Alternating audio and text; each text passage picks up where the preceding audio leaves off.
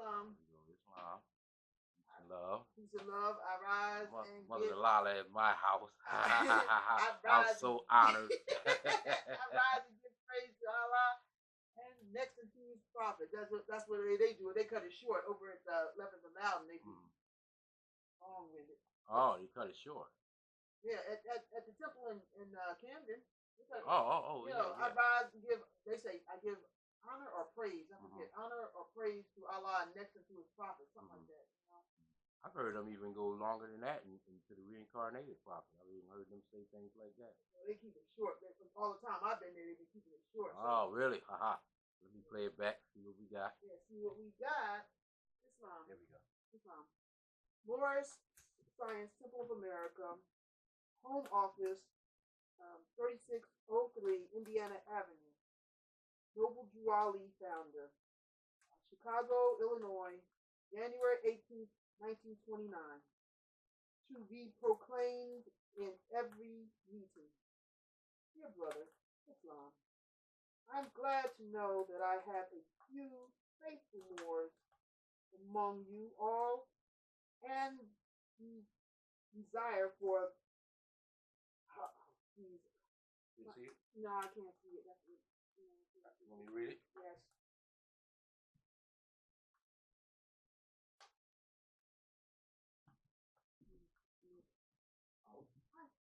But I don't want to do that because I got my phone. They got a light on it, you know. All right, that's what I'm saying. You proclaimed and read at every meeting. Dear brother, Islam, I am glad to know that I have a few faithful Moors among you all, and I desire for them to know the truth about the truth and the divine truth. There is a host of jealousy about me and the movement now by the same people of our side of the nation that claimed it was only a joke and unreal. But now, since they have found out from the government officials and nations of the earth that this is the only sole foundation that all Asiatics must depend upon for their earthly salvation and American citizens. They are working every day. They are working every scheme that they can to disqualify me, so they themselves may take charge of the situation. I have notified all of these things to you long ago in the past. It is through the faithful Moors that contribute to the movement and uplifting funds. Important key, the ones that paid their due, their divine respect to me and the movement will be remembered. That is why I am calling upon all faithful Moors to increase your faithfulness to me, your prophet, and your divine Moorish movement. I need finance, and I need it bad. Never before have I needed finances as badly as I do at present, that I may shove aside the discord that is facing the nation. It all comes through jealousy because of my fame and my nobility. The nations of the world will not recognize the movement. Nations of the world will not recognize the movement without me, meaning the Prophet Noble Ali being the head. It has been proven by my work in which I have performed in the last few months, because I was at the governor's inauguration to represent the Moorish Divine National Movement, and I will be at the inauguration of the President Hoover for the same cause. And Hoover was the one who infiltrated the temple. So it was dealing with those doctors who were doctoring up the law. Wow. We're bringing this little special meeting today where we want to just update the family as to what's going on out there. You may not know. There's a lot been going on with a lot of people resigning, stepping down, people being sentenced to death. A lot of people are going into what people know as Gitmo, which is really Guantanamo Bay. And Mexico corporate styled as a government shutdown. People don't know. They think it's over the border wall. And so you probably hear a lot of things on YouTube and on social media dealing with, is it over the border wall? Is it not? Well, people, we have to use our common sense and go back to the very beginning when he first was running his campaign and said Mexico, which he's now stating again, some agreement that was mentioned, I think, last day or so, that Mexico is going to join in with payment on this wall.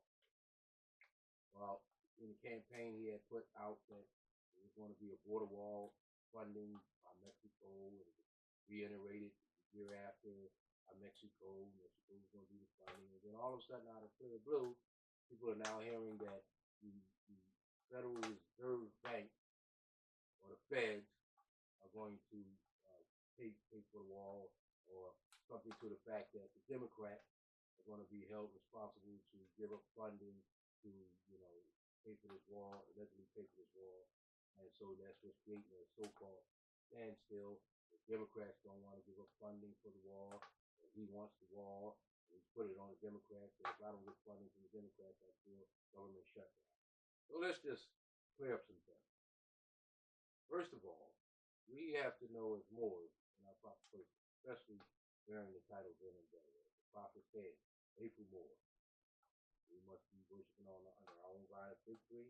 We must not be afraid to say who we are and who they are. So let's get something straight. They're not a government. Moors that are in their proper person with Venom Day, whether they want to admit it, whether they're conversos, they don't want to admit it, they claim first church and the temples, holding the titles of chief and assistant chief and all these other grand governors, won't admit it. Well, it doesn't make a difference. You walk around that title every day, you should know. It's a law to people. You know that they're not a government.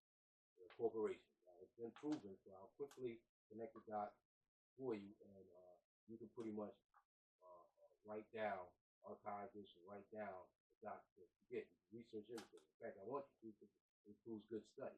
So we'll start off with one of the documents. You can write this down. It's called the Motu Proprio. Motoproprio.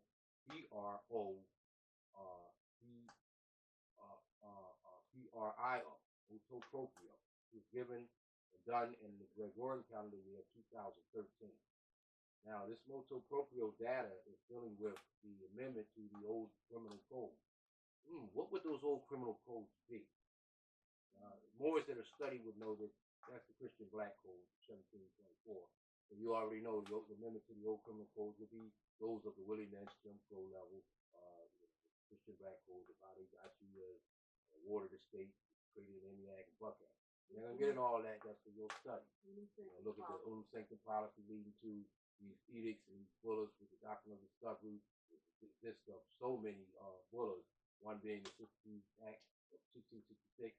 And you got the Indicator Vena, you got the Roman Pontifex, you do studies on that, which makes up the doctrine of discovery, which is under that Unum Sanctum policy. This is carried out as an inquisition operation against you, me, all of us of Asiatic persuasion. Now, the reason why I said Motu Proprio data is because when you connect that to the next year, preceding year, where he did the civil orders. First, before the civil orders, he did a decree with a lot of so-called ministers and dignitaries from around other nations. So different nations have come together to sign a treaty. You can find it online. You can Google it. Pope Francis ends slavery. It says Pope Francis ends slavery. Came out in 2014, so you want to put in the date, and you look up Pope Francis ends slavery. To end slavery, to end the doctrine of discovery, to use that. Pope Francis to end the doctrine of discovery. And I just told you with the doctrine of discovery, real brief, what it consists of. The Act of 1666, Roman Pontifex, yada yada, these bullets and stuff, carried out by what's called the Crown Temple Church of the Vatican City Empire. Now, these Crown Temple churches are just organizations of the Jesuits, the Turners, function through and operate out of. We're not going to get too deep into that. That's for your own scholarship. I'm just going to connect the dots so you can see how you can write a writ so you can enforce what's already being aided to you to enforce. And when you got everybody from around nations saying, hey, we got your back when you say this, and we got your back when you say that, and you don't never speak, but then you stay in acquiescence, and at the time, they can use that laxism. means that you took too long to speak, so reflection, which means you can't. There's no statute. You can't use there's limitations, in other words. Well, with fraud, no statute of limitations, so you don't want to use fraud. You want to apply it. There's no statute of limitations on fraud. Always remember to use nunc pro tunc now for one. So from the motu proprio, you got the treaty of ending the doctrine of discovery. Now, in the same year, motu proprio 2013, 2014 was the ending of the doctrine of discovery. The treaty you can find online. Now, also on 2014, you can find the civil orders online. Now, if you can't find the civil orders online, you need to write this down. You need to go to Anna von Reitz. That's ANNA space and capital VON is von, and then Reitz, capital REITZ. She is a judge, an acting judge for the Vatican via the Pope. Francis acting as the Pope. So she is putting out a lot of decrees and things. And so if you don't really want to search around Google and all that, and YouTube and all that to try to find these instruments, simply go to the AnnaVonReitz.com or .org or .net. I think it's .com. You put in AnnaVonReitz.com and everything that just scroll down. You're going to find civil orders. If you scroll down maybe 1/3, a little past 1/3 of the list, you'll find the civil orders. You find the motu proprio. You'll find everything that Anna von Reitz has put out stating that the company corporation, calling itself Government United States, all caps, either major, minor, doesn't matter. You'll see that they're not a government, and it reaffirms their own statement, and everyone should have this in there because it's the only United States code. That's the United States Company Corporation telling you that the United States Company Corporation is what it is, the United States Company Corporation. Now that title would be Title 28, United States Code, which would be USC, Section 2003. If you look in the parentheses, you're going to see 15 in the parentheses A, parentheses B, and parentheses C. And what that's going to state, when you look at it, it's going to state unequivocally, as the words that they use. It states unequivocally that the United States is a corporation. Now, so we got to get out of calling it a government because then it gives it jurisdiction. Jurisdiction from the juris, J-U-R-S, meaning law. Dictio, diction, derived from dictio, giving you the Latin term, meaning right word or word, or what is written. So now you got law and words, so the lawful words is the right words, it's the right law. So therefore, it's hand in hand with jurisprudence. It's the science of the principle that treats the positive law versus the negative law, which we have color law, or which the United States Company Corporation, calling itself a government, is. It's de facto, it's under color law. You have many different instruments out there to support your claim when you do an adverse claim, the version of a state by way of Title 12, United States Code,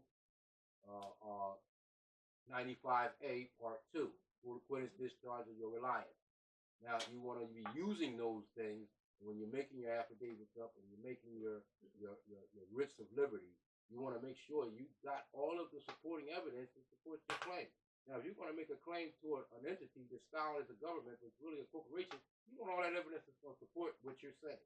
So you can start with the motu proprio, then the amendment of the criminal codes. How you can see how those codes that's been amended, some have gotten rid of entirely. So what you actually being charged to could have been already amended or gone entirely, but you won't know unless you look at the motu proprio. So study that, and then go from that and connect that dot. You make these up as affidavits, extensions, attachments to your affidavit. One, making them exhibits. 1, 2, 3, 4, A, B, C, however you want to categorize your exhibit. So what you would do is you would say the motu proprio. 1, the treaty of ending the doctrine of discovery. 2, the civil orders, which was given to the acting president of that, which is the CEO of that company corporation, styled as a government, Obama, during the 2014 administration. It was given to him. Now, you can read the civil orders. That's also you can get off the Anna von Reitz site. Then you can connect from that. Now, this you might not can get off the site, but you can do the research. You can probably Google it and find it in a PDF. Always look for it in a PDF if you can get a PDF, because that way you can print it out right there. So what you're going to do is from that, you're going to look at the Clearview Trust document of 1948. And when you look at that, you're going to see how the Clearview Trust Company was getting ready to get hit with 26 little measly FRN notes. And they said, no, we're not going for that so-called nigger tax, that water to state tax, that minority tax, that black tax, that what they held the Moors to unconsciously. And we're not going for that. So, you know, United States said, you know, it was dealing with a check that was cashed by the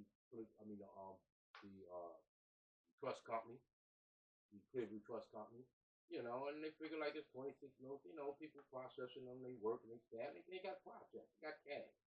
So, well, the United States Company Corporation, its agents and operatives say, well, we want to come back off of that. Well, they must have wanted to sanction the Clearview Trust Company for whatever they do, because this is how they do business. You don't do what we say, we sanction.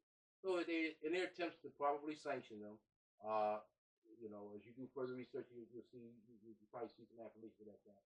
You further sanction them. So in order to, they came out to 26 notes in short. And they, you know, wanted to take them to that. You know, they could have even just gave them 26 notes. I mean, you could probably dig in your pocket right now, pull out 26 notes and give it to somebody. So they could have gave them the 26 notes. They were their company. But it wasn't that. It was the principle. I repeat, the principle. The status is the first issue in law. So therefore, the principle must be that you must be in honor of first self and true to yourself. So they were being true to themselves. They said, wait a minute.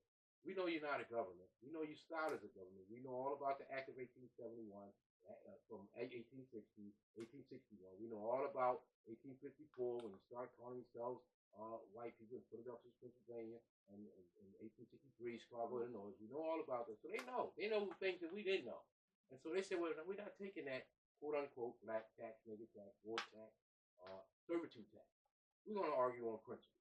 And they did, and they won. And in that winning of that verdict, it was exposed that United States, once again, in fact, on record, again, that they're not a government. They're a corporation, and they're operating off implied powers, imposing jurisdiction on those who they have none. So therefore, you want to connect that document to your affidavit. That would be the civil orders, full practice, and then you want to go get the Clearview Trust document and add that to it. You know, make sure you solidify it. Then you want to go down and you want to, like I said, Title 28, USC 22003. You want to use that. You know, you can get a certified copy of that. You'll do a certified copy of that. You can do that. And so you want to connect all these documents and showing that they're unequivocally not a government. Now you have another one that's just been recently put out, maybe about 4 or 5 days ago, by Out of Bound Reach again. So you go back to her site. This one is called Notice and Demand times 3. Now, in this document, she's clearly put out why your so-called, what you think is a government, is being shut down. So while you hearing all this border wars, this, that, you go to their boss.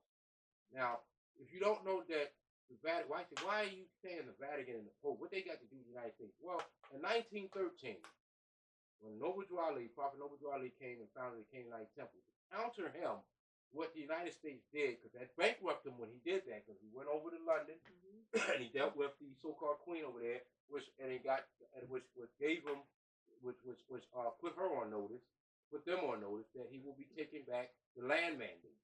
Now, that was all handled. He regained the land mandate, and he also went to the Comptroller of the Currency and reported of the occurrence of the activities of the bankrupt entity style as a government, United States. And that bankrupted. They had to go bankrupt. They went belly up, you know. So what they did to counter him, to stay keeping this fraud on us, on you, they shelled up, which we call a shell company, which is a shadow government, a shadow company. Style still as a government. So instead of like, for example, it being U.S.A, it went from U.S.A to U.S. So it's still, and that's just for your own qualification. You can do studies on that. But what they did is they shelled up another company in 1913 to counter the Prophet Noble Drew Ali from founding the Canaanite Temple, which was teaching us civics along with what Marcus Garvey was bringing us before Noble Drew Ali came along. So now we're back learning our civics. More is waking up. Now, so the whole thing in that is they wanted to slow that down. So, and they were bankrupt. So how can we keep the masses that we already got as wards of the state and counter what he's doing? And he would have to rely on those faithful Moors to come through that, because we know we got so many of them under the Explorers, the Borum Exploratories, and the Borum Indexes of the Borum Prohibitorium, which is the book burnings, and it's Inquisition, prohibiting us from wearing my fez, any Moorish attire, or even speaking Aramaic or anything that's to the point. So anyway, to keep that going, they went and sold the government. Woodrow Wilson, it was Woodrow Wilson. Yeah. Woodrow Wilson sold the government to J.P. Morgan and a couple other banks, Rothschilds, Rockefellers. These are philanthropists. And those who don't know what philanthropist is, go look up philanthropist. In short, it's somebody that allegedly has a bunch of finance and they want to control the narrative. So, like, say, example, if you got somebody that owns a hospital, that would be considered a philanthropist. He has a wing named after him, so he can control the narrative. Say if he has a wing named after him, that wing is dealing with surgery, open heart surgery. So he controls the narrative who's going to get donors as far as heart transplants and so forth, because he controls the narrative because it's his wing. He donated the most finances to make the wing, yada, yada, you get it. So anyway, these philanthropists, Rothschilds, Rothschilds is just a group of different philanthropist families to make up the whole Red Shield organization, people know today as Rothschild. So you have many different families. Bill Gates is one of those philanthropists. You know that with the Bill Gates School because he's related to Thomas D. Gates, who set up Bill Gates got a school up here, for example, called the Bill Gates School of the Future. But see, I look at the terms because we identify who he is. It's like it's Ills and it's Bays Ali. There's a lot of Gates. It's the Gates family. Now, when you look at that, why is the Gates so important? Why is I'm mentioning Bill Gates' school up here in Amexem, which is called Philadelphia? Why would that even be important? Well, when you look back at Thomas D. Gates of 1902, under the Rockefeller Foundation, when he came up with the Miss-Engine school system, you can see the correlation. But you can do your studies on that. So let's get back to the documents you want to be attaching. So I left off with, I said, the Clearview Trust document.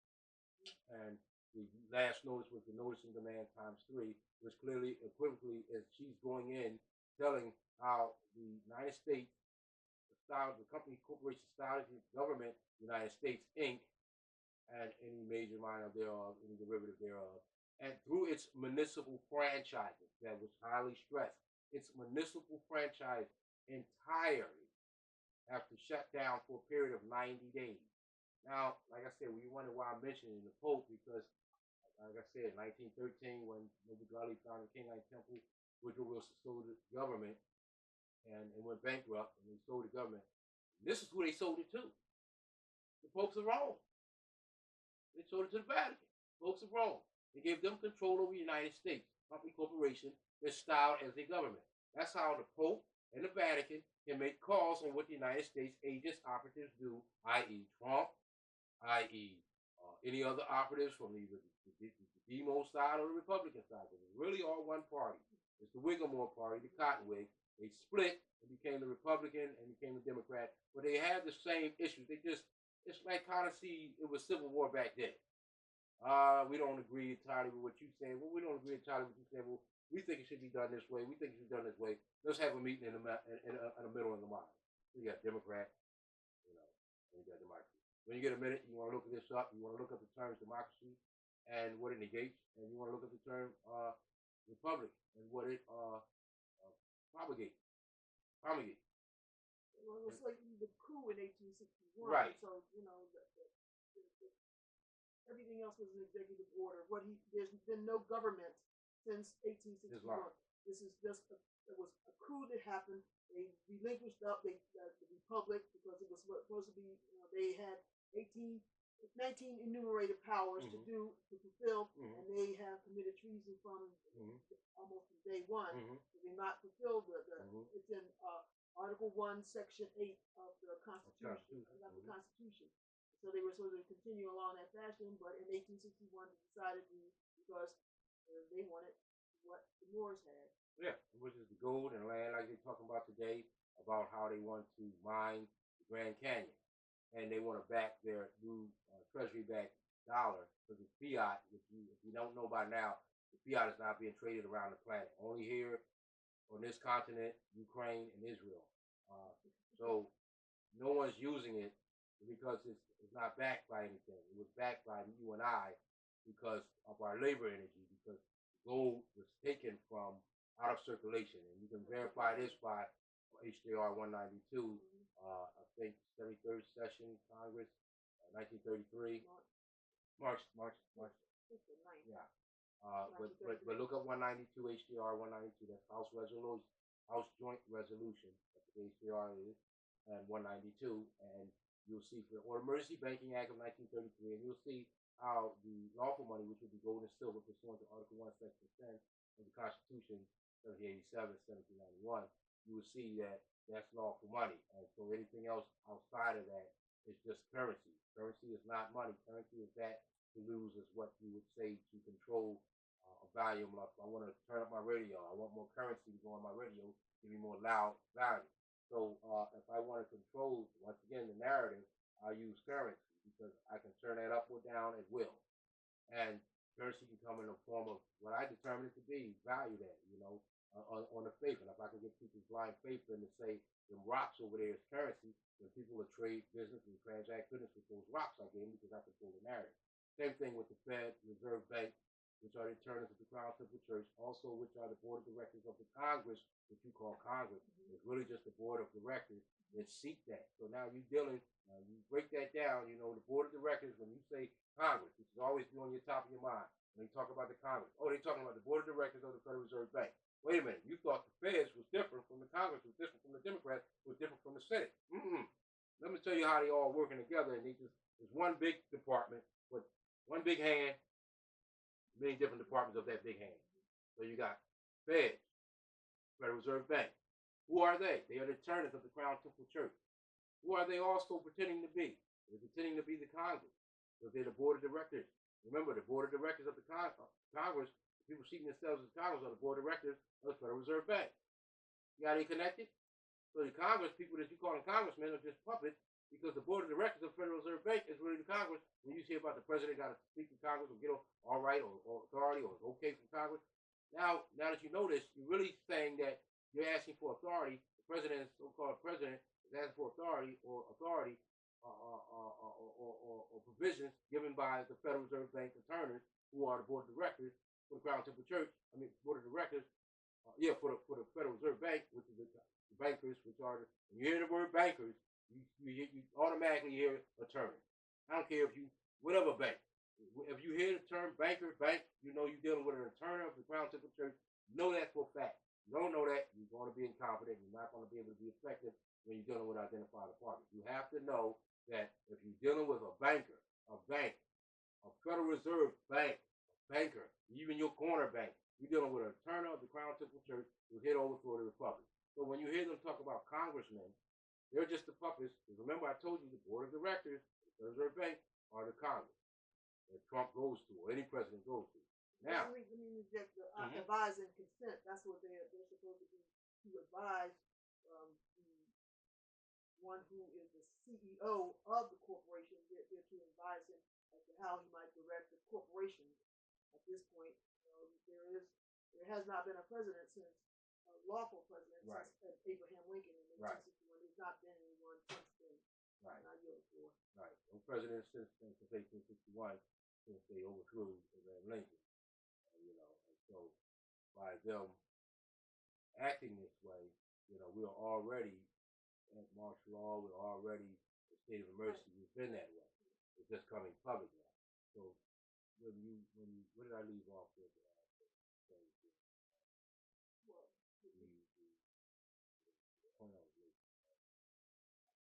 What the Congress, quote unquote, does.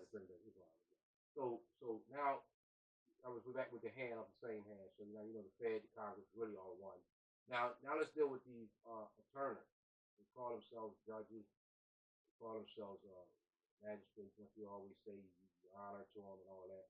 Well, they're also like the bankers, like the so-called Congress. They're attorneys as well. Now, none of these are lawful officials. They're all impersonators. But you can see how they're all connected. So why would a president want to shut down give you the pause? Hold on 1 second.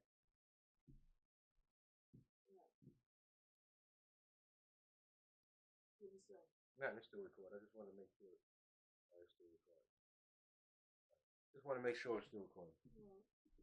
Apologize for that. I just want to make sure it's still recording. So what I was saying is, now ask yourself these questions. So use your common sense. Now, why would a so-called president, say we're gonna get Mexico to pay for a wall, then all of a sudden say put it on the feds to get funding, and then he put the charge on the Democrats, and they're gonna hold out for the Democrats to get funding from the Democrats. Now, are you trying to say that the Democrats are the feds? Are you trying to say the Democrats are the so-called Congress, a board of directors of the Federal Reserve Bank with a seat in Congress, which is acting and opposing that, which I just explained? Are you trying to say the Democrats are the authority given to be able to determine whether a company, corporation, style as a government can open back up or not when the boss who of that company, corporation, style is the government of the United States and whatever a derivative of is actually the Vatican and the Pope by way of the Pope, and so that his staff, by being Anabon Reese, the judge, Turner, his staff, and say, which is the boss that speaks on behalf of the Pope, and says, all right, shut it down. I'm the boss. I say shut it down because you're a company, corporation. Now, and if you don't trust what I'm saying, get the document, the civil orders. So when you read alongside it, you can follow me. So, you see civil orders, he already said this. He already said it was revenued back to the African Americans, the ones that were granted as African Americans. He didn't mention no other nationality on it. He didn't mention no Indians. He didn't mention no Ethiopians. He didn't mention no Europeans. He didn't mention no Chinese Americans or so-called Italian Americans. They mentioned none of that. It said African Americans, and we know that's the misnomer because African Americans are really Moors, branded as that, and they go black and colored African American to hide our birthright. So basically, when you know you've done your work, your scholar work, and you proclaim your nationality, you already know that, he's just doing a misnomer, and you can qualify that because it's already put out. Fact of the matter is the document is out there, and it's stating that they're not a government. It's been revenued to you. You're the heir of the state. Even if you're being branded as African American, they go black and colored, you're the heir of the state, and so therefore, enough of us, even for enough of you that haven't been doing enough work, enough of us have been, like the prophet said, honorable faithful Moors. They're coming to the movement and setting those Moors to the back, and we've been doing the work so much that the nations around the planet have started to take notice. Now, because the nations around the planet started to take notice, it forces his hand as the owner of that company corporation. So he said, all right, your one subject under the United States, U.S. juristic citizens who were heirs, stewards of their land, are now making written by writs and making speech and speaking, which is the First Amendment right by writ or communion of speech, to exercise their liberties by sending out competent writs abroad, internationally. So much to the point where it's forced his hand and those that are of other nations to assist it. Now you have the Manchurians assisting us. You have different other nations. I won't get into all the nations with scholarship. You know, just these assistants. Prophet even said in his literature that our brothers have been accompanied to assistance. That's going on right now. And so the nations, he also said the nations of the earth were going to turn their back on the United States. That's going on right now. That's going on for two reasons. One reason is that the bondage that you was held to as a black man, granted as a black man, is no longer in effect no more because me, when once granted as a black man and proclaimed my nationality and sent out a writ internationally and let them know that I don't stand assured to you and I don't plan that black diaspora no more. So when I ex-railed the legacy that was placed upon me, what that did for you, even though you didn't ex-rail yours, it didn't even proclaim your nationality. It made your derivative and your bond is held against your labor energy go belly up too.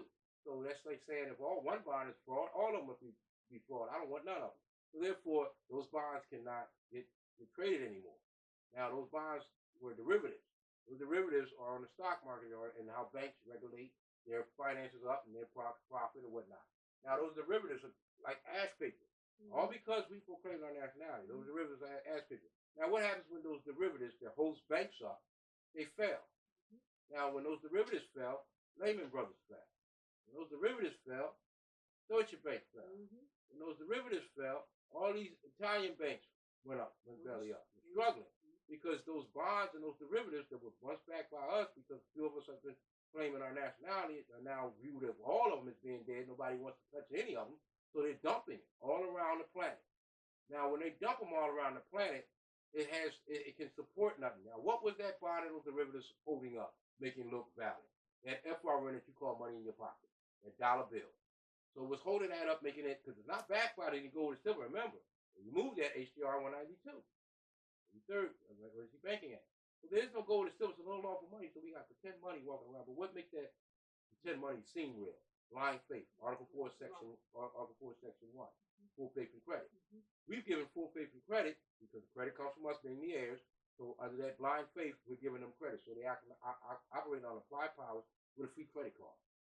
So with their free credit card, all I need is your Moorish signature, whether it be on a school trip, Girl Scout cookies, a ticket, jury duty, something, whatever you put that autograph, your signature on, and it goes to and it's through a corporation, even if it's a credit card or a library card. And it's because the library card is called the United States Library or the Philadelphia Library under the United States, a municipal franchise. Right. Remember Philadelphia, Jersey, all these all these cities are municipal franchises.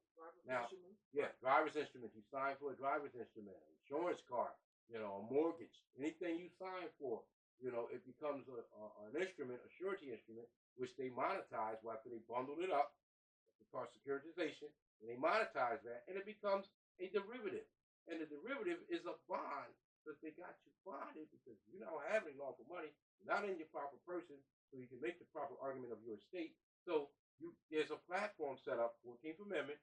There's a platform set up. As you look at the first clause of the 14th Amendment, persons is corporations. So they call you a person, but they call you a corporation, So when they ask you your name, because name means corporation too, so what's your corporation? And you answer to that name, which means corporation, and you give them your corporation is Bobby. And they'll say, all right, Bobby is your corporation. Bobby Smith is your corporation. And so you walk around as your corporation, and then whatever tax or sanction that comes to that corporation, you feel it as a live thing because you're standing in surety for Bobby Smith, which is just in his legacy corporation that they're using against your estate to go on a global world trust. Do your qualification study on that, and you'll see that it's telling the truth. So back to this so-called government shutdown. Now, we know it's not a government, it's a public corporation. So all way in short, the Pope just did was shut the corporation down that he owned and its operatives. Now, I told you that all municipal franchises are that of the embodiment of what makes up the United States. Now, the style is the government. So when the notice and demand times 3 by Anna von Reitz put out, it clearly stated that the entire, now entire means all, entire municipal franchise are to shut down for 90 days. That means all United States, that would mean the collective states that make up the United States, and there's only 13. Let's not get it twisted with that. They show you the 50 and 49 are only 13. If you go to 1643, when they first came over here and colonized over here, it was 13 colonies, 13 plantations, 13 companies. Plantation, colony, company all means the same. That's why I said them in 3. You look those words up, you see a plantation is a company is a plantation, and all that's colony, a colonial, England colonial operation. And there's only 13 of them. So that's when I say United States, that's what I'm talking about, those original 13 colonies. I'm not talking about all the other sub-charters off of those 13 colonies, because that's all they did was they took those charters and they made sub-charters off of that to send it out. Now, so when they said shut it down, all municipalities, all entire municipal franchises of the corporation style is the government United States Inc. 90 days. So that's not just meaning that they walk out of Washington for 90 days, but they shut their so-called government down near Washington for 90 days. But that means your so-called city of Jersey, your so-called city of Philadelphia, your so-called city of New York, your so-called city of Baltimore. They're all supposed to be not operating for 90 days because they're rogue. They're rogue because they've been ordered to shut down ever since 2013-14. Here it is, allegedly, Gregorian County year 2019, and they're still walking around with their cruisers from the Pennsylvania Corporation or whatever corporation you near, the state corporation, calling itself the state of, which applies to armed mercenaries to the city of corporation, where the members of city council write the policies and legislation of the ordinance that say you can't jaywalk. So ordinance such will be imposed upon you if you jaywalk. Well, the members of city council can't come out and say you can't jaywalk or you want to be held to this audience because you wouldn't, so they gotta make you think the state telling you to do that because you're ward of the state. So they send it to get the approval from the CEO of the state, i.e. what you call a governor. He approves it. Then they go and hire the same mercenaries from that state level, because that's where it comes from. They take, for example, the Philadelphia Police are an agency of the Pennsylvania state of Pennsylvania, I mean. So the state of Pennsylvania company corporation supplies the mercenaries, which people call, not me, call Philadelphia Police. So, yeah. All right, you said we're wards of the state. Can you explain why we are wards? Why is there such a category as wards? As ward of the state, yes. Right. So a ward is meaning you held to servitude by a state because the Emancipation Proclamation didn't free us. It just transferred our estates over to those corporate states that they now were trying to pass off as government. And so in order to hold a people to servitude under that, under wardship tenure, which is booty and prizes. So you're on the warship tenure. This was amity maritime law. So basically, when they figured that we are conquered people, we have no say. We're not in our proper person with our nationality reflected through our Ilan Bay, Day Al Ali, and so therefore we have no way to speak. We're like cardboard. So there has to be someone to represent us because we can't present ourselves because we're held to that 14th Amendment platform as a where they have wards set up. They have districts. They call them districts and wards. And so you are a ward of whatever district, so-called district or ward that you're near that they're holding you to. Like, say, Pennsylvania and its so-called districts being through its via its companies, Chester, Philadelphia, and Bucks Company, which you call cities of, and they districts are categorized as wards. Now, when you say, I live in Pennsylvania, or I live in Philadelphia, where you live? Oh, I'm from Philly. Well, I'm from Philadelphia. Where you live? I live in Pennsylvania. Are you from? You're a resident, which means a thing indentured of the state of Pennsylvania. Well, yeah, by what city? Philadelphia. Now you just said that because that platform is set up, that you just admitted to being a district, part of their district, a subject of their district, a subject of their ward, i.e., a ward of state property. This is why the Trade of the Enemy Act exists and the Buck Act exists and the 14th Amendment exists because there are platforms that are set up to govern you when you can't govern yourself in the proper person. Now, we all been held to servitude unconstitutionally and unlawfully. Involuntary servitude is unlawful. Voluntary servitude is lawful. When you see somebody that knows this truth when I'm speaking, but yet still go fill out an application, which means an enrollment, to a corporate security to be a Roman soldier, i.e. a Ku Klux Klan sheep member in my complexion, dark complexion, Moorish complexion, as an heir of unconditional and apparent and steward to this land. And I'm already violating Article 3 and Article 2 of the Treaty of Peace and Friendship. Thus, I'm violating Article 11, which is between the Christian and the Moorish nations, because I'm taking sides on the Christian nations, which makes me in violation of Article 3 of the 38 Constitution, which makes up and comprises the living, breathing Constitution for the living, breathing Moorish nation.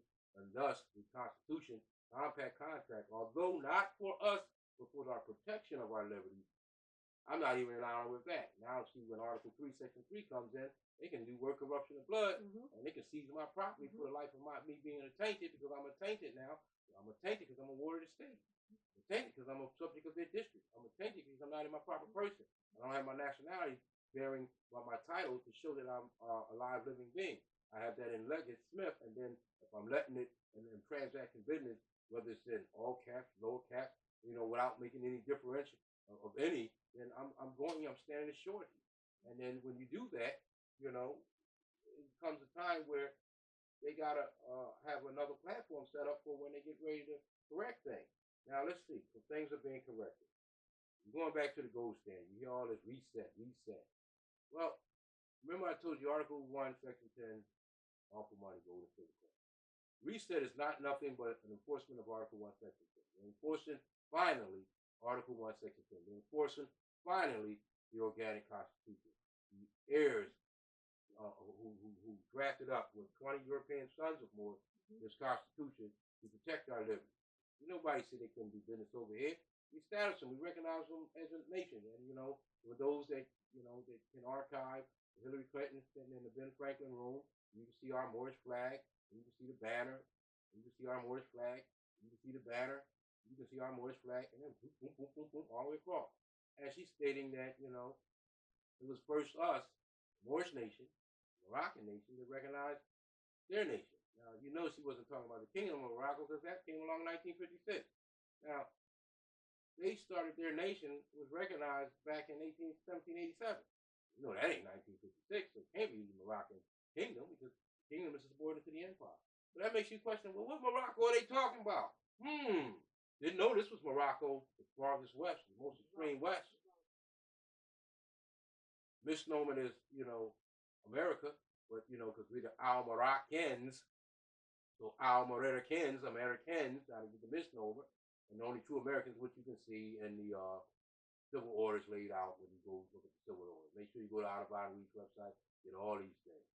Now, make sure you connect that with the Clear Blue Trust document. If you connect that with Title 28-2003, paragraph 15A, B, C, so forth. Make sure you connect that with the national notice that Audubon Reed's put out, which is the notice and demand, pound 3, which he's reiterating it again. And it will clearly show you that, they shut that down.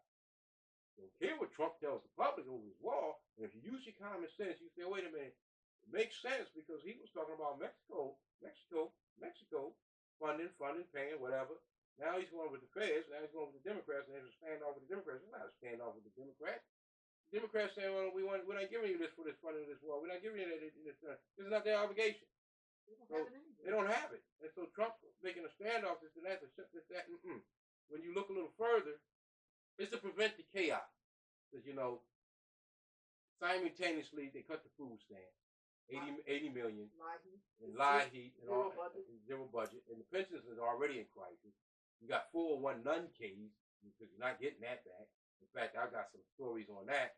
People try to actually get theirs back, and they got treated like criminals just for closing out their claim. You're not getting that back. Right. HUD, Section 8. You're not getting that back, And so when all that simultaneously got done, at the same time, all of the 11 aircraft carriers got pulled out of the Mediterranean Sea in retreat. I've been in the military. I've never seen us retreat in this manner. In retreat, you're pulling the troops out of Syria. So why is that going on? Side note, just to bring it to speed and I get back on track with why that so-called government is really shut down. By now, you should really be putting it together. Now, if they're not a government, in order to shut down by higher power than them, the true owners is the Pope and the Vatican City, Empire State. So when they put out we want our company shut down, they have to comply. Trump is there as a mediator, liaison, really just to liquidate it, just to clean it up, because they're in liquidation chapter 7. They were in chapter 11 bankruptcy for a minute since the Emergency Banking Act. Remember, Emergency Banking Act, they were bankrupt. They've been bankrupt. They keep shelling up these shell companies because they're bankrupt. And so to hide their bankruptcy, they keep making U.S.A. United States with a capital U, lowercase. United States with a all caps. U.S. U.S. So all these are shell companies. You might think U.S. is the same as U.S.A., same as United States. No, it's just different shell companies operating the same policy. So just to get off, to show you how, just a side note, just to show you how people have went and did the 419 Ks and had a cousin of mine and went to go do it, and they tried to lock her up, make it go through all this and that, jump through hoops, and they still didn't give us but a third of it. But, so when you see all this simultaneously going on with the pension, the 401Ks, the welfare, stamps, the HUD, the pricing, the bubble with the housing, the dead players, the HUD, when you see all this going on simultaneously as the ships are being pulled out of the Mediterranean, troops being pulled out of Syria. Now, side note, the reason that is because there's a company called, you can look this up, called Genie, G-E-N-I-E, Genie Company. And this is owned by the Rockefeller family. Remember I told you they're philanthropists. Now, they own a rig that's by this Genie Company. It's called the Leviathan. Leviathan is offshore drilling and all doing that, and they housing it. They won't share it with nobody. They want to house the market, the crude oil. And Syria has the biggest land deposits of that. And so now you see why they own the land. Talking about ISIS over there. We Al-Qaeda and all this and that. And if any scholar knows out there, if you don't know, there's a scholar telling you that's a CIA platform and CIA operatives control the narrative. So if I want to control the land so I can extract oil, and I think the people out down there can't really battle me, well, I'll control the narrative. I see CIA agents in and operatives in, and I'll overthrow their government from within, and then I can control the people. And anybody else got anything to say, shut up, I'll shoot you. And we'll claim that, tell the people back here on this land continent that is Stalin is the United States, but it really isn't. But they tell the people back here that, it's ISIS, it's We got to fight terrorism and things like that. When true terrorists are really the ones carrying out the unthinking policy ever since 1861. So now, when you see all that taking place, now to get back on track and let you know about that G, that's why they were in retreat, because all 5 nations, well, more than 5 now, they've been looking at them. So the bull crap that they were trying to put up in Ukraine didn't get anybody's attention. It got some attention, but not enough, because everybody's eyes is on Syria. All the nations say, all right, we know this. They know what I just told you. They already know what I just told you. So they watching them and say, all right, you move, we move. You move big, we move big. So they, in short, oh, your hands in the cookie jar, you got caught. Oh, jig is up. Let me get the hell out of here. So we're going to go and retreat, because we can't really do anything here, because if we move big, they're going to move big, and we can't really trade. We don't, and it takes funding to keep a military functioning. Now, although they say the military's got enough finances to function for a year, the next year, but even though you might be hearing that on the news, there's a certain continuity level that they can function at. Now, in order for because war is finance, in order for me to maintain an aircraft carrier that carries 7,500 people per carrier, some more, and about 70 different planes, each plane running from 5 to 10 million, and a lot of other things that that goes along with the ships. Nobody's mentioning the ships that ride along the aircraft carriers. They never on the sea by themselves. So always battleships alongside them for their protection and so forth. So when you see all that being retreated from the Mediterranean and they're being whipped out of Syria, at the same time he do so-called border wall, this discrepancy with the Democrats where he got to shut his so-called government down. At the same time, cut off the welfare, the 401k, the pension. If you pay attention, you can see all this wrapping up. No one's using that FRN. No one's using these derivatives that turn up like ass paper. That labor energy is used to do, they used to back that FRN, is no longer backing it. So they got to come up with a new treasury bill. It's going to be heavily devalued. And so they promising that it's going to be backed by gold, and they're using the excuse of the Grand Canyon to say that that's how they're going to be back. But this stuff has not even been mined yet.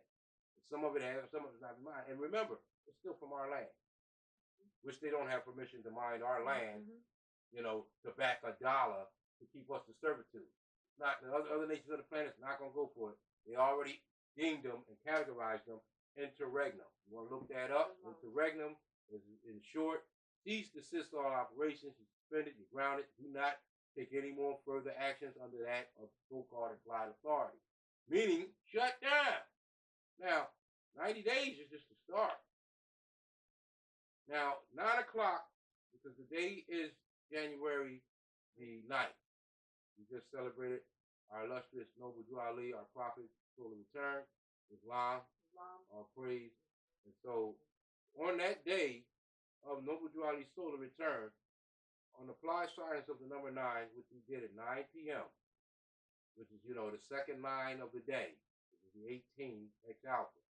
There's a ritual being worked here. And what did he announce at 9 o'clock? National emergency. Now, he didn't have to say martial law. All he had to do was say national emergency. You should know as a studier that national emergency of a so-called government entity. Now, say if it was an actual government, well, then that would mean martial law. Being that they're imposter as a government, that means martial law. So martial law because they want to protect their continuity of their so-called government. Their so-called interjection. Yeah. We've been under martial law since 1861, right, because there was never any treaty. There was supposedly a civil war, and if a war ends, there's supposed to be a treaty of terms that they have settled the issue. There was never a treaty. It was always a continuation of the coup. Yeah. So it was a continuation of the coup, and these people sitting in these seats claiming to be government de facto and not being government because they are a corporation. They said they didn't want to be the republic anymore. Right. They gave up the right to have a republic. Right. They wanted democracy. That's what they brought in next, a democracy. They didn't bring in return to the republic. And democracy is anarchy in government. Yes, and demo means mob, and crassy means mob rule. All right, mob rule. That's what democracy is, mob rule, and that's what is going on right now. And we haven't had a government since 1861, and it was precarious at that time because all these other Dred Scott Westcott case, Mm-hmm. the Dungy case, William Dungy case, and the Treasonous Acts that had happened through those plenipotentiaries, especially Benjamin Franklin in 1754, who went over to France to establish a corporation to come over here, a corporation company to do business here. Now repeat that one more time. Now he went over to France. Hear what she said. He went over to France to establish the corporation in the first place. And the year was 1754. Now, to establish a corporation should tell you right there. He didn't went over there to establish a government. He went over there to establish a corporation, a corporate entity, to do business on the land. Do business on the land of Morocco. So he needed provisions by us. Thus the treaty, thus the Constitution, so that while you're doing business on the land, our liberties are not abrogated. Now, you can come up with codes, statutes, public statutes at large, but when they aggravate the living, breathing, sentient being, it becomes a problem. Therefore, diversity, Article 3 comes in, because we wanted to have that clause in there, so if we ever had a situation where, wait a minute, there's a confusion, there's a corporate structure trying to claim authority over a living being, which cannot. Fiction cannot sue a living being, no more than a living being can sue a fiction. So when you see the state of suing you, no, you need to get behind that party and find out, the state of Jersey, the state of Delaware, the state of Pennsylvania is not suing you. Who's acting as the injured party, the corporate elector, saying that you caused the criminal act by way of the three elements of what constitutes the crime to make corporate elector, that you caused that. 9 times out of 10, you got a so-called prosecutor. Now, prosecutor, when you look up the qualifications on that definition of that term, it means anyone that can bring a claim. I can be a prosecutor if I'm bringing a claim. He can be a prosecutor if she's bringing a claim. So if she has a claim against me, he's prosecuting me. Now, I have a right to face my accuser, if that's provisions in the Constitution. So then I would have to see, how did I injure her? I.e., how did I cause a corporate elector? What body of crime, according pursuant to the Constitution, because that's the supreme law of the land. So how did I violate the Constitution and violate her liberties by way of violating this Constitution, abrogating her liberties to secure and protected by the Constitution? And she's now making a sworn affidavit in a competent venue to say, you injured me. That's the only way she can have a lawful way to prosecute me and bring claim if she's the actual injured party. But that's not 9 times out of 10 what happens. You have some stranger you don't know to stand up there saying that they know you as first-hand witness, third-party interloper, you're not first-hand witness, so that's a void defective writ. And they're saying, they can bring a claim against you and they're not the injured party, and you have a right to face your accuser. So you make them swear in, and you make them, I'm representing, there's no third-party intervention. That's struck down in the Supreme Court. So you always make sure you call. Now you're a third-party interloper. That's been struck down in the Supreme Court, and you cite the case law that goes with that. Shut them right on up. They report their subject matter jurisdiction. You're just someone that can bring a claim. I can be bringing a claim. And Islam, we're back. And do a quick fuel feed. Because I'm off grid. I would say run under Caesar with Caesar. And I'm not saying everybody can do that, but we can practice, and you can start by, like my consul would say, start by taking one day at a time. Just go down in your basement, turn your water off, and turn your lights off, keep some candles, and don't watch no TV for that day. And of course, it's winter time. I'm not telling you if you cold. That's the only way you got to heat your home is electric, spaces, or furnace. Just wait till the summer to try it. Wait till the spring to try it.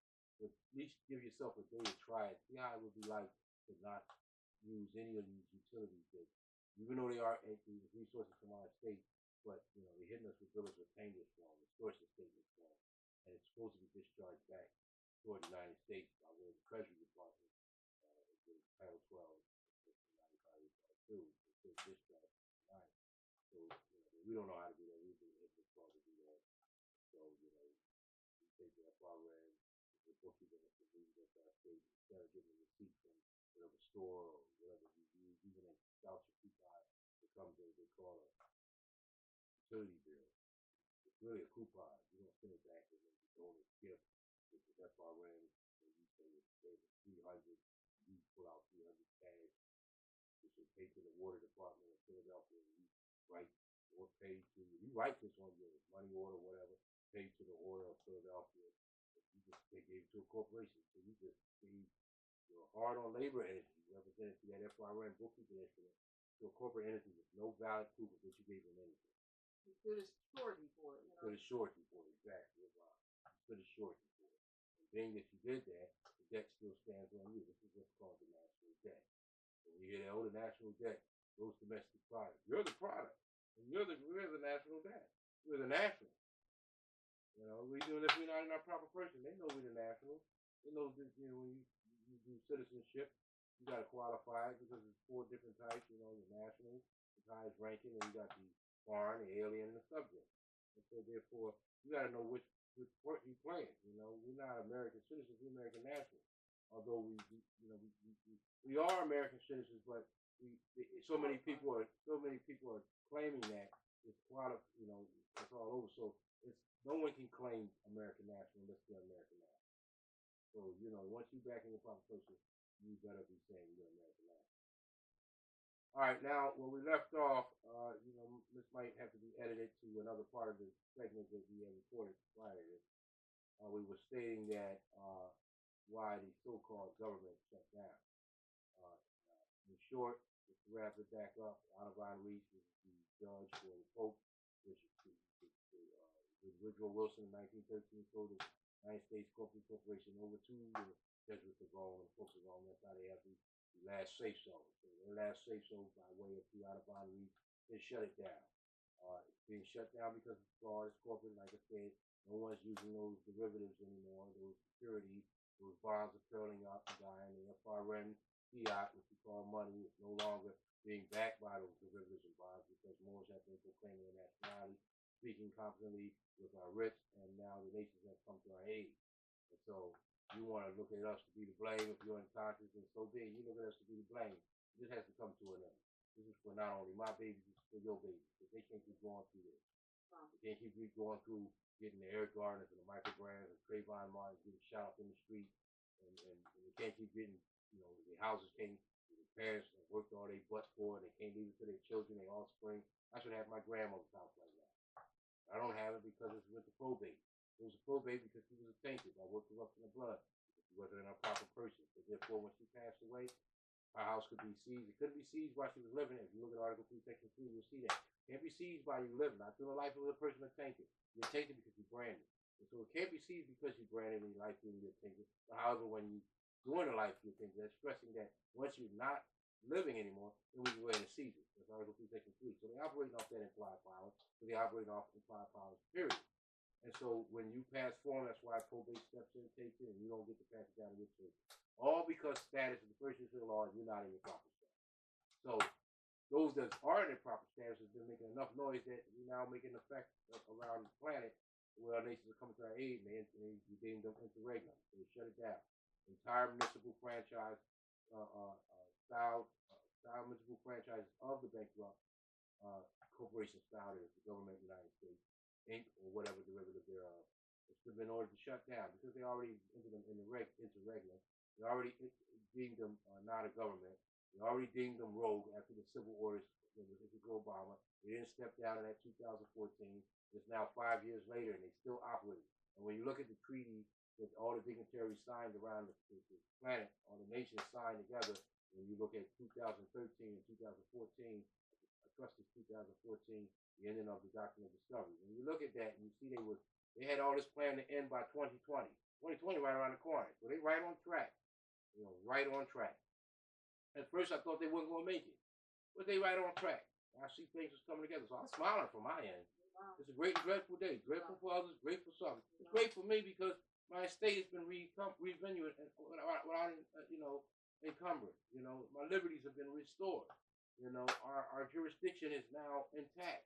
We've even come as far as restoring the Article 3 venues, making the consular court back on the land of Morocco. So if they have any issue with more, they must do it through this proper Article 3 venue. You no longer can bring us into the so-called colorable law of meeting rooms, guys, of court. They can't do that anymore anyway because that's another thing that's going down with all this going down at the same time that I mentioned that you catch on the other clip of the segment. Well, is that the with all that going on, you know, interregnum and shutting this down, and all these things drying up, derivatives, banks shutting down, people getting fired, quitting, resigning, killed, suicided, all that going on, the military in retreat, the HUD, the welfare, and all this stuff happening. You should be pretty much putting it all together to know how you should be in declaring your nationality and how diligent you should be in worshiping on your own fine fig tree by standing up and saying, oh no, I'm not calling myself a Moor because I'm found down some religious or temple or something, But the prophet said he came to uplift fallen humanity. You can say he came to uplift the temple. And when he founded the Canaanite temple, it was peace and civic. So he only adopted the religious affidavit, and that's why they assassinated him, because they figured once they had that, the place took a ride off of that for the great sellout, and they did. But that's not where the birthright is. It's just a building to dispensate the information that what I'm doing right now. Right now, we're in a temple, and so we dispense the information so that our mass of our public, our community, our Moors, whether you're conscious or unconscious, you can start to see what's really going on. So when you look at these news channels, they can't be pulling your coattail, not pulling your coattail, pulling your wool over your eyes by telling you, oh, it's over some border wall. No. When you look at the Edifying Reach document, you can clearly see that it's not over a border wall. It's not over no stand down. It's simply over the fact that I am not going as single black and colored no more. I am in my proper person. I'm not standing as shorty no more, and there are millions or more like me standing up, and that's making the derivatives, which I told you are signatures that they securitize and make all these bonds in the first place. They are curling up. When they curl up, that FRN that you call money cannot hold anymore. There's nothing backing it. But that was backing it by way of us being not in our proper person. So now nothing backing it. And so it's falling down whether you're not in your proper person or not, whether you're not calling yourself a Moorish American national or not.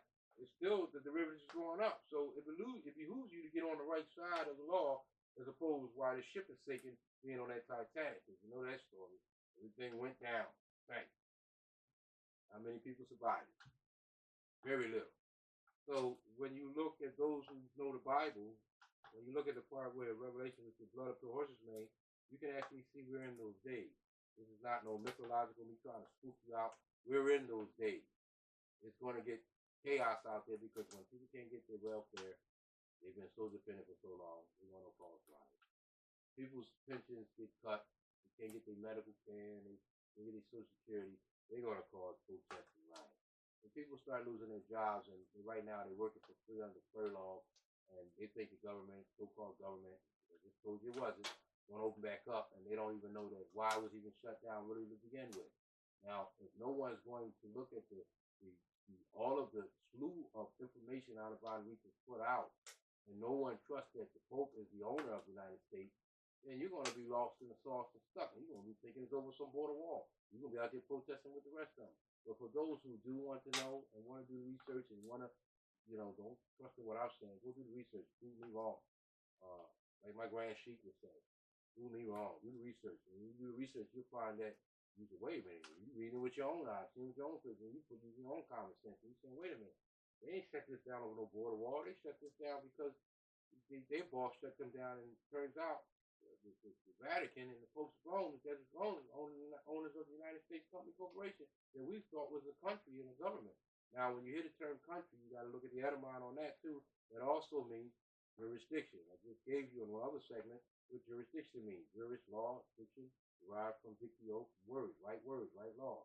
They cannot speak right words on someone else's land, so they don't have the proper jurisdiction.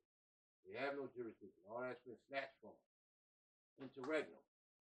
You declared interregnum. All that's been snatched from them. So when you connect all that, you can now enforce a writ saying, wait a minute, my liberty's abrogated. They want to throw me out my house with a so-called foreclosure. All right, well, I know that's a dead pledge. I know that's a bond. I'm going to stand shorty for that bond, so I'm going to reconveyance. I'm going to fire those trustees. So first I'm going to find out who's the Treasury Bank Asset Trustee. It's never going to be what's on it. It's going to be on your so-called deed. It's not your deed. It's going to be on that so-called deed. That paperwork you got. Look on that paperwork and you find out who Treasury Bank Asset is. You say Treasury Bank Asset, series or numbers, a dash, an S, or 6, or a B or letter or something.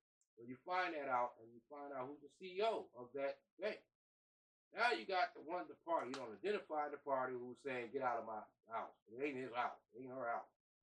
So now you don't got to identify the party. Now you got the Treasury back aspect. Now you deal with him and any other third party interloper that wants to so-called allege a claim. Because they don't have the claim upon the instrument upon which the claim is built. So they can't come in any venue with the instrument upon which the claim is built because they don't have it. They sold it in 72 hours. And that would be the promissory note and the mortgage with a wedding signature from when you signed it. Now that promissory note and that wedding signature. That promissory note should look just as it looked when you signed it. It can have a whole bunch of stamps all over. So it's been all over the darn planet, all over different nations, which it has. They sold it in the first 72 hours. And when they sold it, you stood as the surety, as the pledge. That's how they call it a dead pledge. Because, the loan and all that came from you. You the creditor. And so they went around and created a pledge against you because you don't know that you the creditor. Instead of them, the credit they extend back to you. That's a double stock trust. That's another lesson. Let me just add though, on the back of our authority, there is already stare decisis in terms of the vast estate is under 1010-5905. That's what the vast estate is. And when we sign anything, autograph anything, we give them the authority to go into that vast estate. And Nagi Ali knew how to do this. His mindset was around the 805 ILCS, better known as Hertz statute, number 3236. All right. Hertz law. Hertz law. And if you go into how Nagi Ali planned this whole thing out, you ever go through the 805 ILCS and then read that it's not only that portion of it, that there is another portion called 760 ILCS. Right. But the point of the matter is, though, seek ye first the kingdom of heaven, and all things will be added unto you. In terms of that 760 ILCS, there is a vast estate on there. We're entitled to an endowment that we can do what we do in our terms of our business. Because the prophet says we are appointed and consecrated as messengers to propagate the faith of Muhammad. That's what we're supposed to do, to propagate the faith of Muhammad. And if you know what the faith of Muhammad is, it is cosmology, astrology, and I know before. Cosmology and astrology. I mean, it's not no spookism to it. It's a true religion. Realize yourself back up with that. Trust me on that. You don't know yourself unless you know astrology. You don't know the planet's navigation. You cannot navigate on this planet unless you know astrology. It's how you came here. You don't trust what I'm saying. What's your sign? You came in through a certain day, a certain month, with a certain sun sign through the zodiac to start your journey through life. Why else would you say a sign? Why would you care about what's your sign or what day was you born? You shouldn't even worry about it. You was born today. You was born yesterday. You was born tomorrow. You don't care about what day you was born in, so why mark it? If you don't really care about the zodiac, you don't trust that the zodiac is your right and exact religion, your truth. What are you worried about what day you're born on? Why you celebrate a birthday on that month? December 20-something runs around. June 5th runs around. Whoever's January or Cancer or in July or whatever your so-called birthday, not your so-called, whatever your birthday rolls around, and you pay special attention to it and you celebrate, you're acknowledging the zodiac right there without even knowing it. Because it's your journey through life, And our natural descendancy has been interrupted because we've been branded, we've been held to servitude unlawfully, by force, by military occupation. We've been under military occupation. We're prisoners of war by a military regime calling itself the Jesuits of Rome through the Westminster Bank of London to extract our finances, with the United States Company Corporation being their strong arm.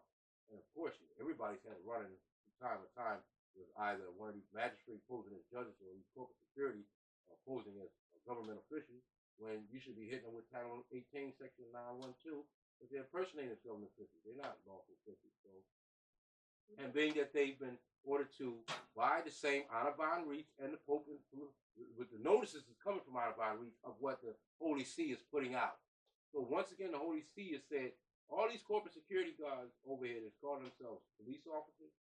Now, I told you, an officer is elected official for the violation of Title 18, Section 912. They're not a government official. They're using that. And so when they say they calling themselves police officers out here, highwaymen robbing people on the highway, and they've been ordered to stand down from the Holy See. Information has been dispensed out publicly, internationally. They'll stand down and be disarmed. So they're not even supposed to have those dangerous weapons on here. But I tell you right now, after watching this tape, give it about 15 minutes to go outside and look around. I bet you see one cruise up the block, or cruise around your way. And I guarantee you, if you walk in the store and they walk in the store with you, they got their dangerous weapon on their hip. Right in the danger. You're in danger while you're in the store with these people. They did a recent thing up in Amexem with the guys of the Philadelphia Corporation where they did a shot for a cop. Put it on the news, you know, they could be trying to clean up their image. And my whole thing is they had the little girls and the little boys walking in the department stores or toy stores and they would be shot with a cop. My whole thing is I would never let any of my children, my daughters, that age, that young, be with an armed mercenary with a dangerous weapon on their hip, trying to pass themselves off as being friendly or an image of being a trusting image. Knowing that when my son gets to 13, 14, 15, 16, that very same corporate security is going to be looking to put a turkey bond on him and put him in a kidnap because that's the business. The business is that's why these prison institutions are in place. These are institutions. They make finances off of housing more. Because why? We're prisoners of our own, on our own land. Whether you're inside a jail cage or not, and you're inside your own home, you're still in prison. You know, when they come to your house, ask anyone from their corporate Ferguson Corporation, where they had 2 warrants per household. Now, they weren't real warrants because a lawful warrant is an Article 3 court with a raised Fourth Amendment seal, and you've been properly identified. All parties have been properly identified. You've been notified in the mail of an investigation going on. You have a clear sworn affidavit from the injured party that you're going to be facing because you have the right to face your accuser, and it's been sworn in a competent venue, Article 3 court, and by Article 3 judge signing off on it with the Fourth Amendment raised seal. Now, all these things got to be in place before they can issue out, and when it comes out, it must have that sworn affidavit attached to it, i.e. with those other instruments. Now, that's considered a lawful warrant, but you would also know a lawful warrant because you would have been notified of its investigation that you're being investigated for a potential warrant to be placed on. Now, that doesn't happen. What we get is bills of attainder, letters of marque, fictitious warrants by way of defective writs, void writs, and they send them to us without any affidavit attached to it, and we accept them as they're real. Once again, we stand assured. Cannot no longer do that. So being that these corporate security trying to clean up their image, you know, they pulled one girl over on the side of the road where they ran her off the road, and they were running off the road for an inspection ticket that was allegedly out of date. However, they gave her a 100 FRN note, and she sat there and cried in her car. She sat and cried in the car because that never happened. We're so in shock because you beat us down all the time. I'm talking to you, corporate security. You beat us down so much all the time that to do something like that is shocking, almost insulting. That you're going to just drop a little 100 FRN. Why not 1,000? Why not 200,000? Why just 100? Like you really did something. What's the shot with the cop? Like you really doing something. Yet you got my little young daughter, my little Moabite son walking next to you, and you got your dangerous weapon on your hip, knowing that that's what you use to brand and hold him to fear later on once he gets to the age of 13, 16 and up. Because you make money off of that. You make finances off of that. So I disagree with you trying to clean up your image when I know that you're an armed mercenary that's been ordered to stand down by the Holy See, given to you by dispensation by Anavon Reed, and you won't stand down. So you're rogue. They know you're rogue. We know you're rogue. Now, because they know that they are rogue, talking back to my Moorish kin, because they know that they're rogue and they won't stand down, they're being forced now. All the nations have come together in the high court and declared them into regular. They're being forced now. I don't care what you tell those people over there on Morocco, guys in the United States. And tell them what do you want, but you better shut it down or we're going to come physically remove you. They already are stepping down, like Mother Delilah said, suicide, they resignations, they winding up dead, you're finding out they're being assassinated, they're being held at Guantanamo Bay, you know. They've been indicted. They've been indicted. You know, all this exposed pedophilia, Pizzagate, and all this other, Monsanto, all this is on the surface. Because everything has been rogue and been out of control, and they saying, wait a minute. The nations of the planet cannot take it anymore because of economic structures around the planet of other nations fall because of this lie being told on our state and them holding us to servitude because the rest of the planet and the weather and all of the earthquakes and things that we get is magnifying because the planet is out of order because its heirs are out of order, and we are its heirs. And being that we are heirs to the planet and we're out of order, it's throwing everything out of whack. So other nations have said, would have scholarship and have competent knowledge of this, saying, all right, it's time to bring things back to order. A lot of the Moors have been coming back to their proper person and dropping that Negro, black, and colored African American crap and getting back in honor with the human family. And now it's enough for us to speak on their behalf and come to their aid. And so we want to decolonize all of planet Earth, and that's what's going down. As it's illustrated when I tell you, look at the end of Dr. Discovery. You read it thoroughly, you'll see. Now, these instruments are already out, so you can use them. You can put them in the order that I mentioned. You can use them, starting with the, if you don't get the other segment, I'll cover real quickly on this segment, you can use the motu proprio. You can use the civil orders given to Obama. You can use the Audubon Reach Notice in Demand. You can use the Third View Trust document. You can use the Title 28, 2003, paragraph 15, A, B, and C, to state that they're a corporation. You can use the, as I mentioned, the Third View Trust. And you can add all these documents up, and you can show that if they try to come into and act as a government, you can shoot them down. And then you can say, Title 18.912, they acting as a government official. You can shoot them down. And then you CC it to the Archbishop. The Archbishop for Philadelphia is the district is supposed. Each one of these cities has an Archbishop. It reports right back to their secretary, right back to Audubon Reach and this Holy See, so they get that. So if somebody specifically, because all specific, somebody specifically injure you, say you get injured, and they say the state of Pennsylvania said you owe them this. No, you want to see Tom Wolf. He's CEO of the state of Pennsylvania corporation, so you want to see Tom Wolf. How did I injure you, Tom Wolf? But I'd like to add about, we were talking about writs, all right? And the writs, man does not know by being told. Right. And the point of the matter is you must be what you know. So just by saying that, you've been misused, abused, with regard to what has happened by us being ignorant of the law. But law is specific. Law governs all events. So being ignorant of the law is no excuse. So the point of the matter is, in writing writs, we must be competent in writing these writs so that they are not in color. Color of authority, color of law. You want them to be right and exact.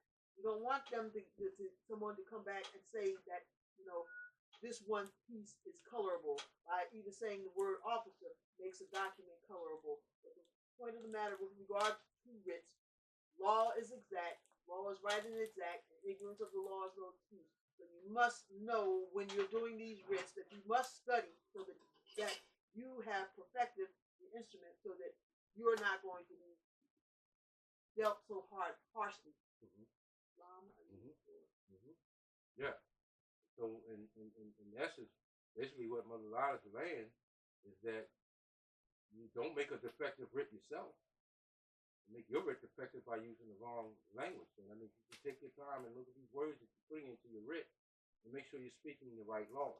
If you don't know, our Grand Sheik Tantri Bay would say, don't go past a word that you don't understand.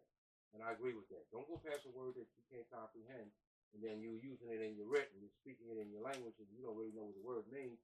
And you hit it to somebody that knows what it means, it's going to tear your document apart. It's going to make it look incompetent, and it's going to go on a circular file because no one's going to take time to hear you argue points of color of law when you should be arguing from a loyal standpoint. So you're going to want to make sure your writs are not cut. You don't want to make because that demonstrates incompetence, and you're not being in your proper person, and that's what Ali said.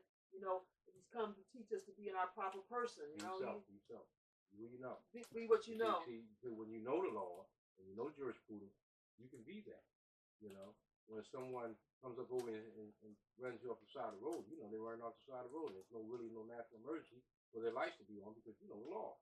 So right there, you've been subjected to a highwayman's criminal activity. And so when you know the law, you know what to go in and say from the gate when they run you off the side of the road. I just got to say this. That Drew Ali said in the 101s, how did he begin to teach the Moors? How let's see, how did he begin to uplift? How did he begin to uplift fallen humanity? By teaching us to be ourselves. By teaching us to be ourselves. So you got to be yourself, which is being in your proper person, right. Not civil little more twos. Right. And so writs, they must be right and exact. Mm-hmm. I mean, we are here to assist. That's why we're going over these things right now. Mm-hmm. But you must have the work. You must have the tools to do the work also. Right. Like a Black's Law Dictionary, 4th edition. Right. You must have the Constitution whenever you're doing this. Mm-hmm. And in fact, you must have the divine Constitution and bylaws when you're actually doing a writ. If you want to follow it all the way through, he was holding up 2 documents. Mm-hmm. Islam. He said, I'm giving you everything to save a nation. Now go save yourself. And what 2 documents was he holding up? The questionnaire, the 101 questionnaire, and the Circle 7. Because in there, that's enough to save yourself. Because it says the general opinion is no proof of truth. Because the generality of men are ignorant. So if you're facing people who are ignorant and not knowing the law, and you come there with the law, then he who stays on the battlefield and is last to move, he has won the battle. Mm-hmm. It's part of the 10 maxims of law. That's right. Of equity. 10 laws maximum. Maxims of equity. Yeah, because the first one is that a servant is worthy of his hire. Mm-hmm. All right. Mm-hmm. So one of the other ones is that he who leaves the battlefield first has lost. To the battle. And so you don't want to leave the battlefield, meaning that you don't want to be an acquiescence, meaning that if someone addresses you, do not send out judicial notice and proclamation. Your judicial notice and proclamation is your response. No, you must argue point for point what they said. You owe me this. How do I owe you that? There's no law for money, HR 192.